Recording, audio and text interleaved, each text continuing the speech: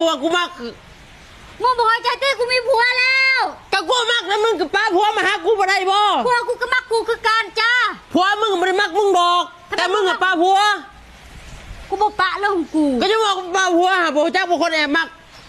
มึงบอกหูจักบอกคนมีผัวน่ะห่วยคนแอบมักมึงทรมานไหนมึงเขาเศร้าแอบมักตีบักฮามึงไปป้าผัวเดี๋ยวนี้มึงปึกแท้มึงก็เศร้าแอบมักเต้มึงเป็นบ้าบอกคนแอบมักก็แอบมักนั่นแหละแล้วมึงแสดงตัวฮาสแตกยังเนี่ยกูมักมึงกลายแบบเต้เนี่ยกูมักกูก็เลยมาเปิดใจว่ากูอ้าวอีนี่แล้วป้าแล้วผัวฮะกูยังบอกป้ากูบอกมึงป้ากูบอกป้าป้าโลดช่างกูแม่กูบอกป้าว่าบูจ้าบอกคนแอบมักนี่แอบมักจะตายกูแหละบอกเรื่องเนี่ยกูมักมึงมักเรื่องของมึงมักกับไปป้าผัวกูจักรตีมีมารยาทแน่มึงมักโตกับป้าผัวมาหาหมู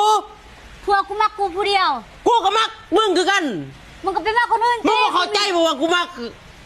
มึงบอกใจเต้กูมีผัวแล้วก็กูมักแล้วมึงกับป้าผัวมาหากูบ่ได้บ่ผัวกูก็มักกูคือการจ้าผัวมึงไม่ได้มักมึงดอกแต่มึงกับป้าผัวกูบอกปะเรื่องของกูก็จะบอกป้าผัวหาบอกจ้าบอกคนแอบมักมึงบอกหูจักบอกคนมีผัวน่ะห่วยคนแอบมักมึงทรมานไหนมึงเขาเศร้าแอบมักตีบักฮามึงไปป้าผัวเดี๋ยวนี้มึงปึกแท้มึงก็เศร้าแอบมักเต้มึงเป็นบ้าบอกคนแอบมักก็แอบมักนั่นแหละแล้วมึงแสดงตัวฮาสแตกยังเนี่ยกูมักมึงกลายแบบเต้เนี่ยกูมักกูก็เลยมาเปิดใจว่ากูมัก